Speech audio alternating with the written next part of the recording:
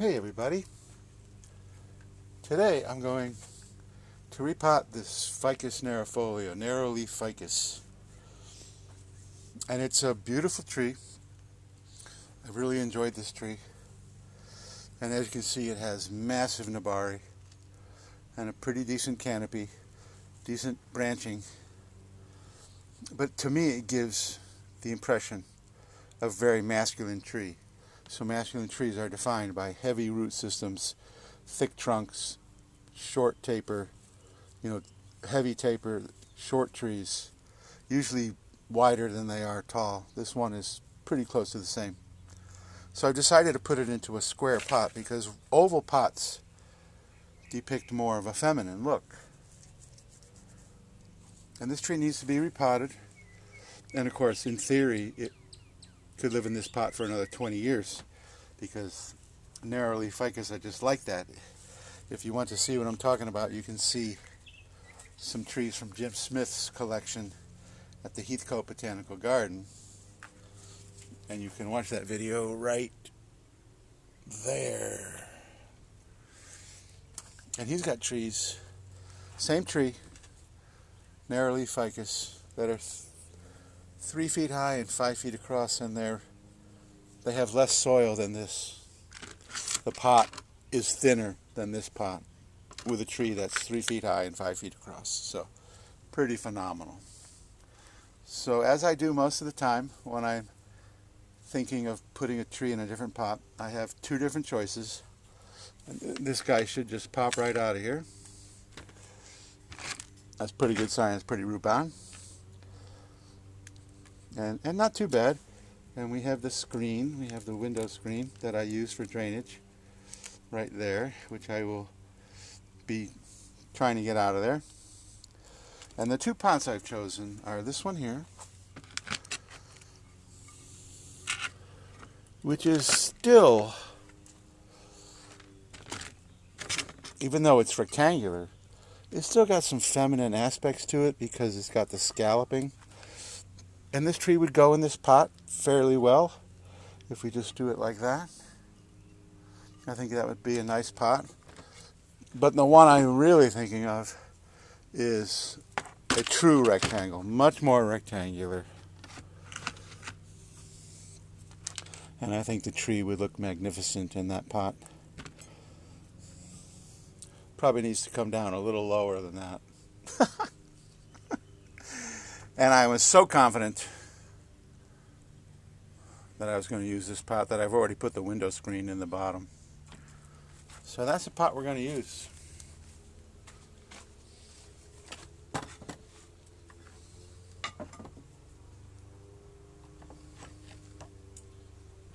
And I doubt seriously if I'm going to need my root hook.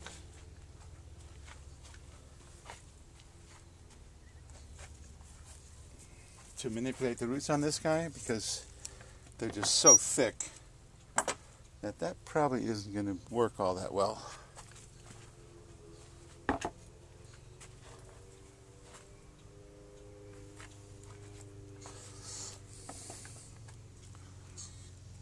So first thing I'm going to try to do is get the window screen out from the old window screen out of there, and that will probably entail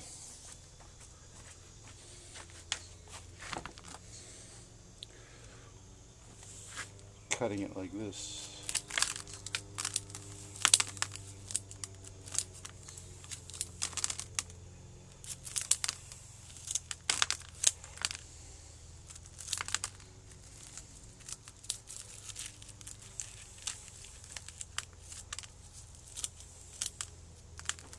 And because the pot that I'm going to put it in is about twice as deep as the old oval that was in, you don't really need to do a huge amount of root pruning on the base.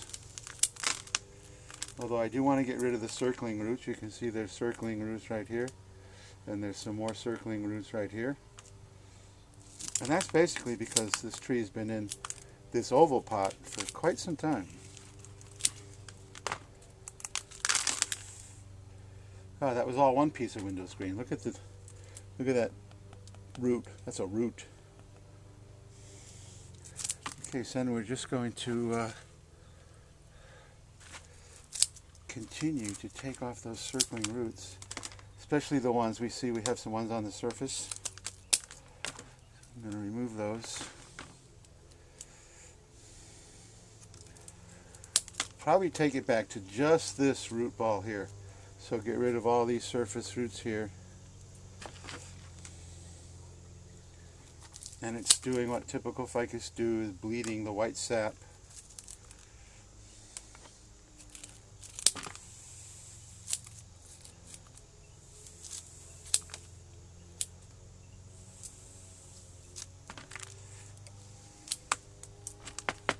The ficus has very soft wood, so typically it's fairly easy to root prune because the roots are also just as soft.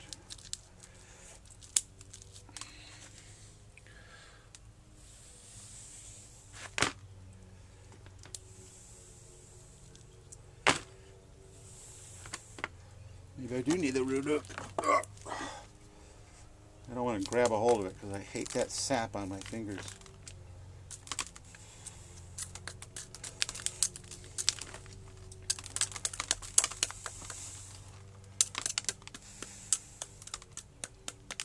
A little bit of a knob right there, but once again, because I'm putting it in a deeper pot, I'm not going to worry about that. There's another circling root. So okay, there's the back, and you can see there's a huge scar in the back here from a trunk chop right there. And it always wants to send up new growth from that scar. So I'm always fighting those little guys I just took off. No big deal. Okay. So I think that's looking pretty good. I'm going to try to square it off so it doesn't look like it used to be in an oval pot.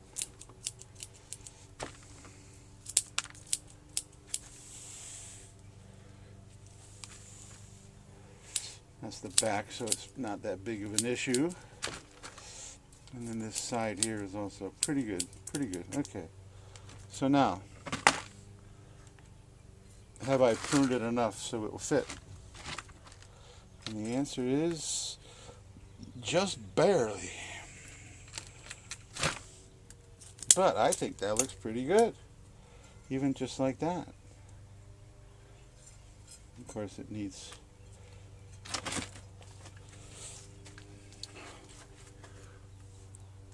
to be higher. I want it up like this. But yeah, that's just about perfect. That'll give me enough room to put, I will be putting soil in the bottom and placing it like that, and then there'll be enough room in the corners here to get more soil down in there. And as far as branch placement, you know, the front is still the old front. That has not changed whatsoever. And I think that looks perfect. So now it's just a matter of getting some soil and doing it.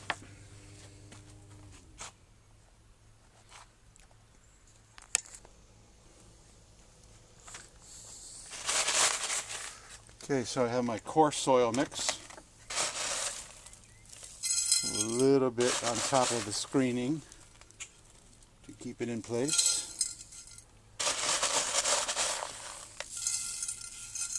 And because this pot is so much deeper than the oval that the tree was in, probably going to need to fill it about halfway.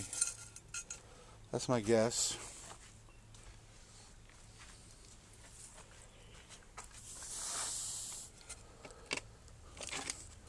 I don't know, I think I might want it a little higher.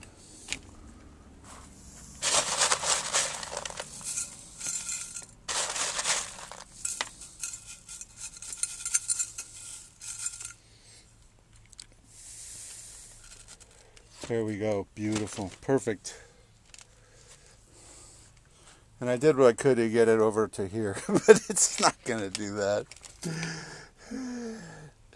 You know, convention says that your tree should be about 1/3 of the way from one side to the other, but what do they say? Damn the torpedoes? Screw convention or whatever. I don't like it like that. I want it more like that. I want this branch to be more horizontal. And yeah, the rest of the tree, it needs some work. There's a little bit of trimming that needs to be done, but all in all, I think we're good.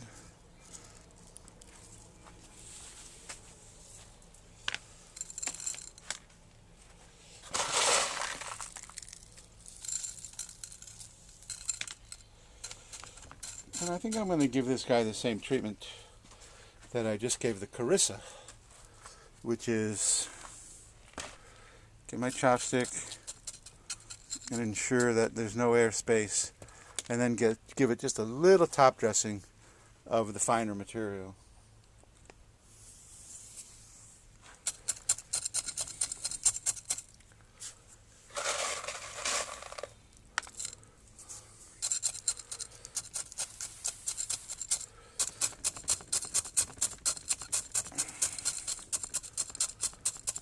Ooh, you've got quite a bit of holes in there.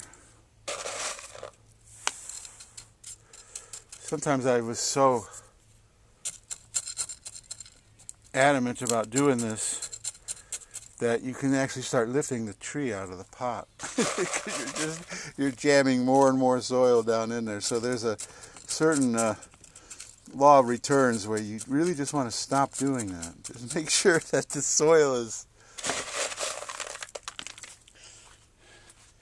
adequately settled, and then stop.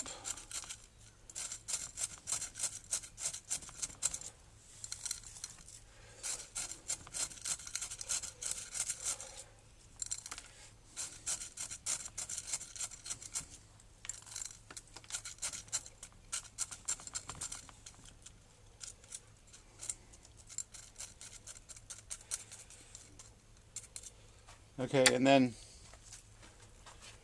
I brought my scoop just full of soil. Just a little top dressing.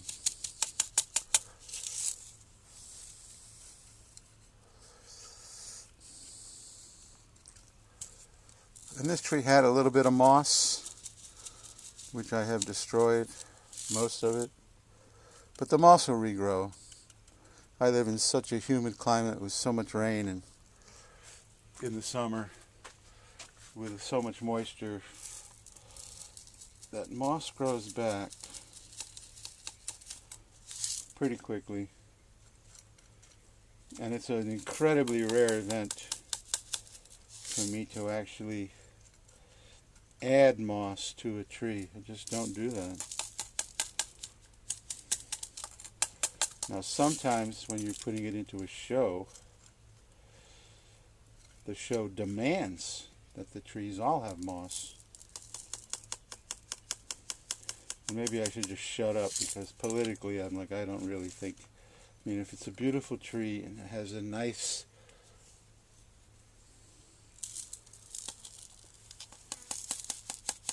uniform surface, why it needs moss is beyond me.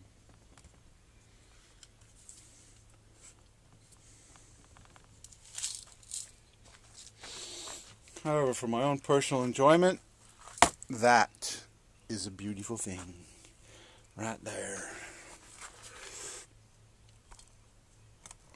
Can we zoom in just a tiny touch?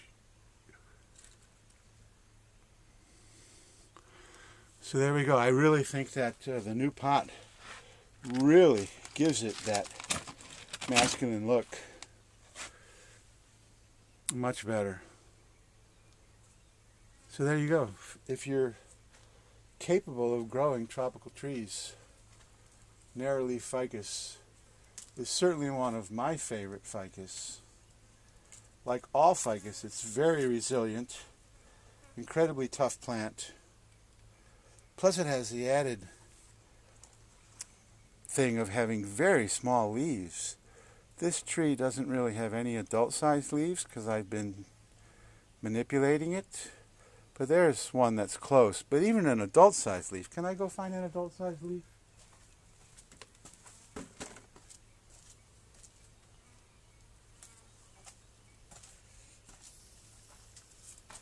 Alright, this is pretty much an adult-sized leaf. So you can see.